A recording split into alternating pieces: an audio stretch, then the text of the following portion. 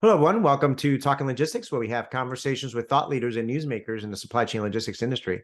It's my great pleasure to welcome today's program, Joe Piazza, who's Director of Customer Strategy at Emerge. And today we're going to talk about beyond rates, important factors to consider in carrier selection.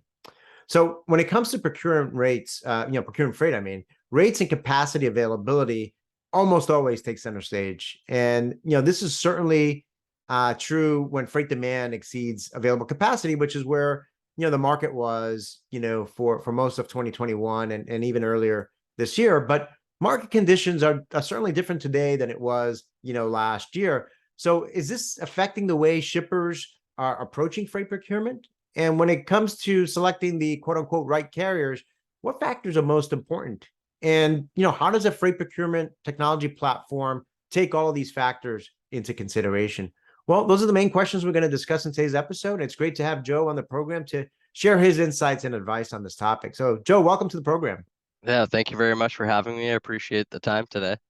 So, Joe, we've had other folks on from Emerge on Talking Logistics, but you're a first-time guest. So, as is my custom, whenever I bring someone new on the program, I'm always curious to know how people get involved in the supply chain and logistics industry. So, before we Sure. dive into this topic, why don't you briefly tell us a little bit about your career path, how and why you got involved with supply chain logistics, and what your current role and responsibilities are there at Emerge? Yeah, so taking a snapshot back about a decade, I initially took a shot at a job working as a freight auditor inside of a freight audit and pay company. And little did I know I would be exposed to very large shippers in the enterprise space, and more so that I was going to fall in love with the data quality, and looking at patterns and things like that. So I really got a good handle on that experience.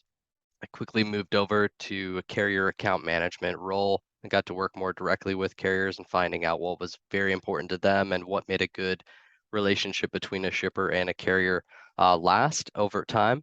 And then I transitioned over into more of a governance, risk, and compliance role.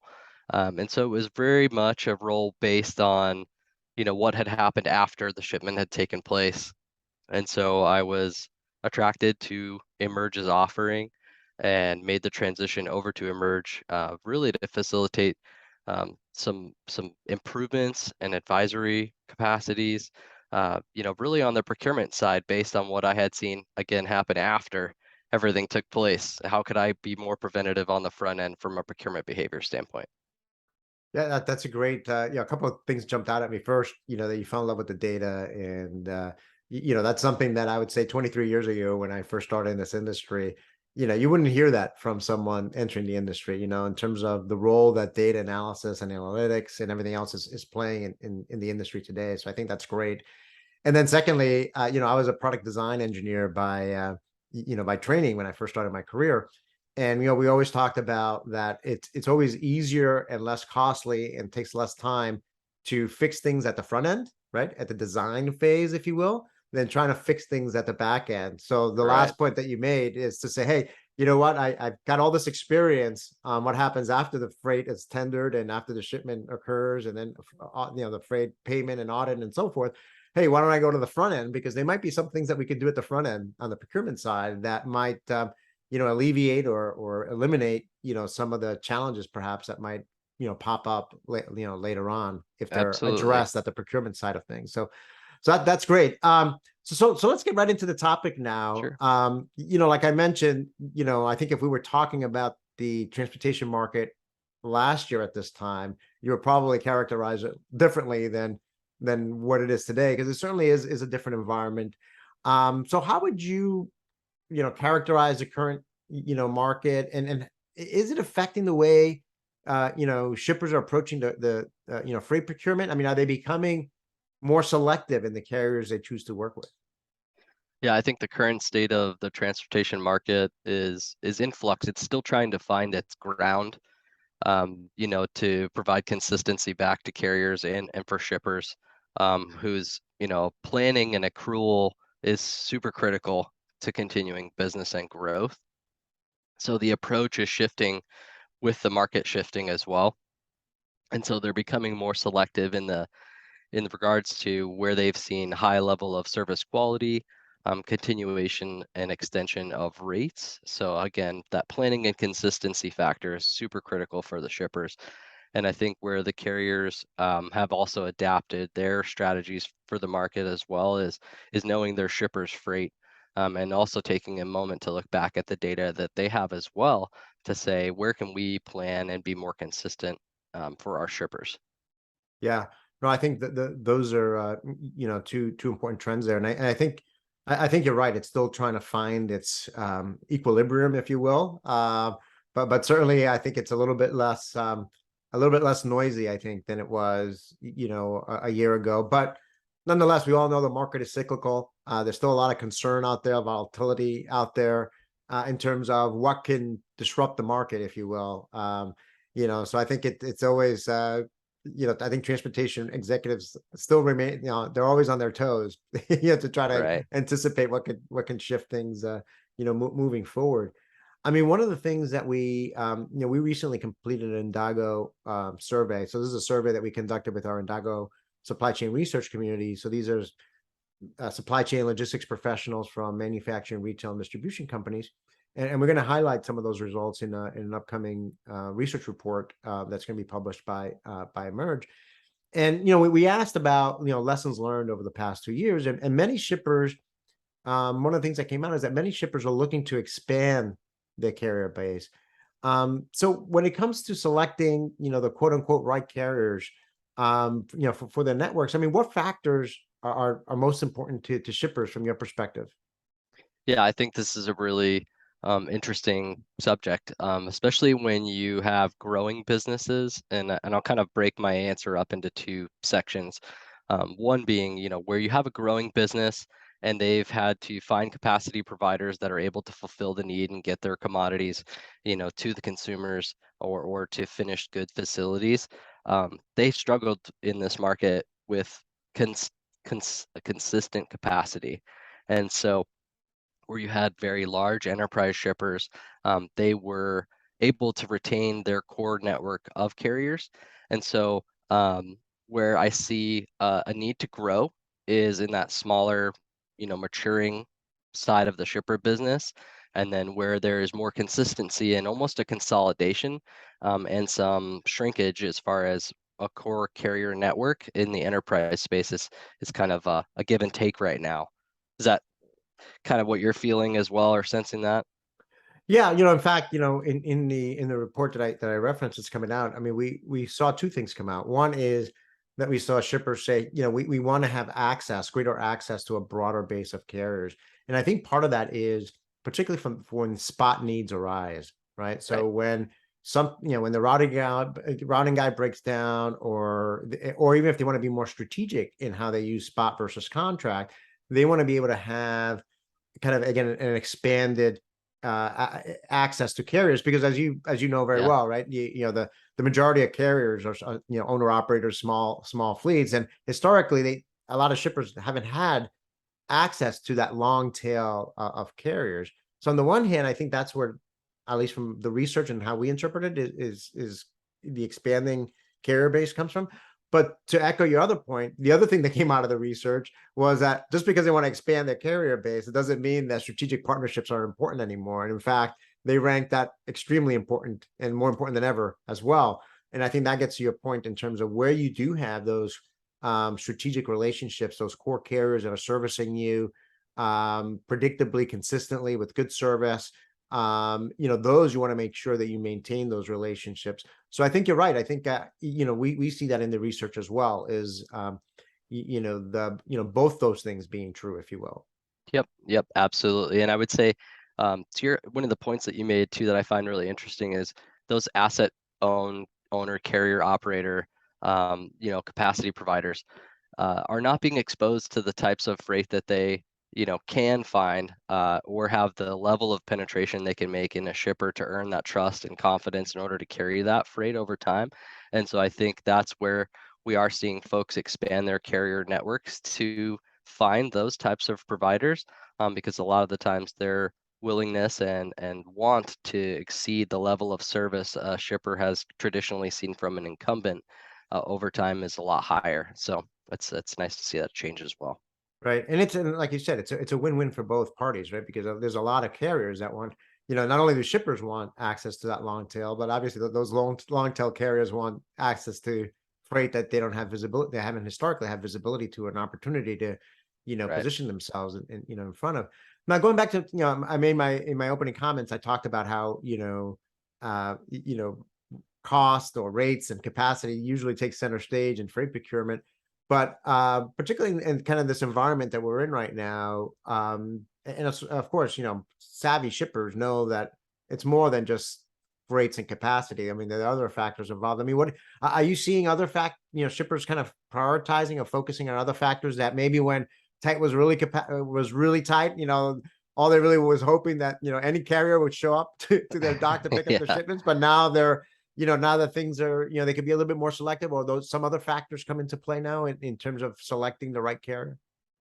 Yeah, I think I've seen, to put an example to what you're describing, is that carrier vetting processes have become a lot more robust, and you would see that traditionally in like a request for information prior to running an RFP just to qualify carriers. Shippers are often, just called directly, for the opportunity. And so the carrier vetting process has just become so much more robust to take into account things like safety records, whether or not there's any unresolved claims with carriers, and even down to how a carrier can support transmitting data. So a paper billing model versus an EDI billing model. These are very important factors that I've seen shift inside of a shipper strategy and how they grow their market of carriers. Yep. Yeah, that's a great point. I mean, certainly service, has historically also played an important role, particularly for those that are servicing, let's say, the big retailers, right? We're on time in full and things like that. There's a financial penalty if, they don't get that product there, in full and on time. Right. But you're also seeing, safety becoming, also, very important as well. There was an article in the Wall Street Journal just a couple of weeks ago, I think it was, that was focusing on, I won't name them here, but they were focusing on, kind of the safety records of a particular large, recognizable brand that was, looking at the safety records of the carriers that they use. So I think that's, safety is another critical factor here that I think shippers are becoming, or should certainly become more, focused on. So let's talk about the technology side of things now, and how, how does a freight procurement platform obviously, emerge? You've got your platform there. I mean, how does a platform such as yours factor in not only rates and capacity, but some of these other factors like safety and service in the bidding and selection process? And, where does the data come from? How does the vetting done and so forth? Yeah. Yeah, I think that's a really critical part, as is the question you just asked, is where does the data come from? And so one of the things that our platform does today is really encompass all of the data. So good, bad, or indifferent, if there are shippers coming to run a bid through our platform, that need to retain the historical information for incumbents, whether that be including their safety records in addition to the price or the scorecard value that they have already kind of stored inside of a native TMS or an ERP, for example, we can go ahead and customize that data to live right alongside the data that's run during a bid.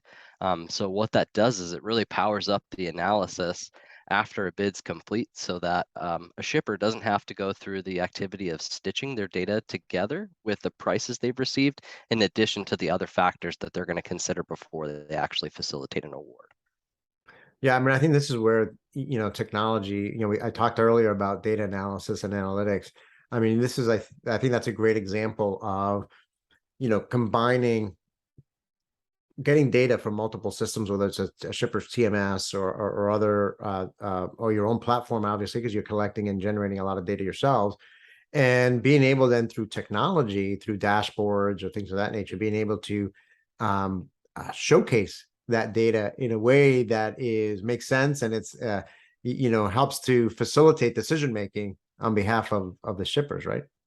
Yeah, and not only that, but being able to model the business rules, that would mirror the strategy that a human would take when analyzing the data. So being able to write that as a business rule inside of a platform, to your point, to facilitate that awarding decision, or at least provide the visibility in a snapshot way that allows you to make a decision more quickly and with more trust and confidence is really a key factor.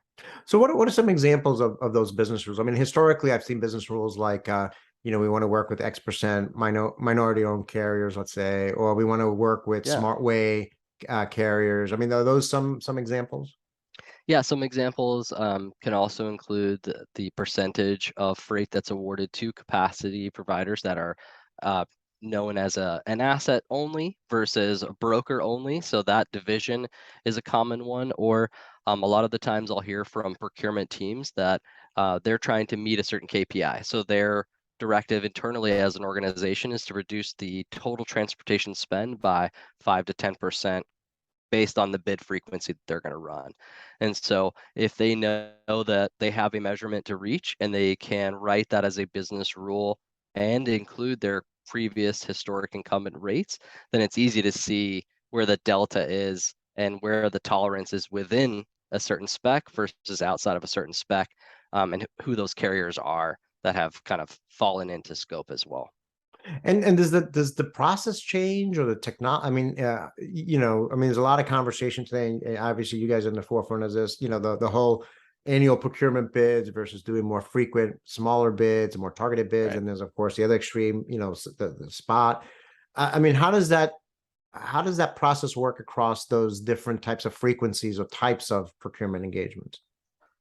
Yeah, it's really it's up to the shipper's really frequency of operation, and how long they're keeping those contractual rates, is really where I see frequency shift, and how it's adapted.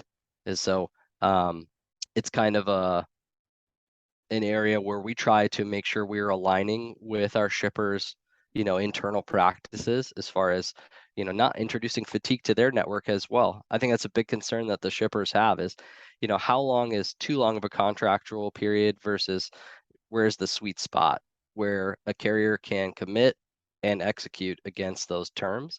And that's a big shakeup that I'm sure all of us have seen in the market in the past year is, gone are the days of annual events as a standard. And you've seen really biannual and quarterly events really dominating.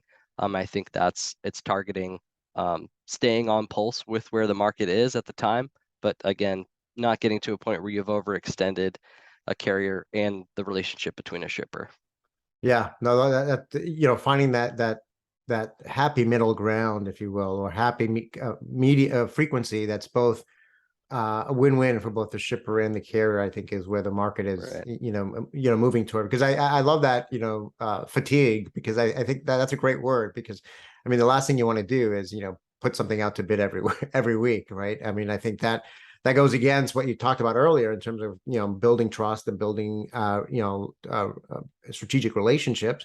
But at the second time, but at the other extreme, you don't want to be locked in for a year when the market can change, in a few weeks' time. So Right. And the data has to be there as well. So, from a frequency standpoint, if there is not a significant amount of volume taken inside of let's call it a quarterly period, and it makes more sense to run at a biannual frequency because it's something that a carrier can plan more effectively against. And also from the shipper, they get the benefit of knowing, okay, this activity is set and we know what we're going to be doing for the next 6 months internally, and what becomes an exception case goes to that spot area we talked about as well. yep, yep. So Joe, as a way to wrap up that, I mean, what are some, Yep. fundamental best practices in freight procurement and carrier selection that remain important regardless of market conditions, right? Yeah, I think it's just always, the number one thing I stress to my team and even to my shippers and carriers is to wear the other hat, of each of the users and take into consideration really what is trying to be done, what the goal and is in mind as well. So like if the carrier is looking for consistency in the freight, I've seen a lot of shippers, just to give you an example of what I mean by that is, some shippers are including in the bids they run through our platform, the ability for carriers to score a lane. And so a carrier can look at the details of a lane and say, this is absolutely a preferred lane for us.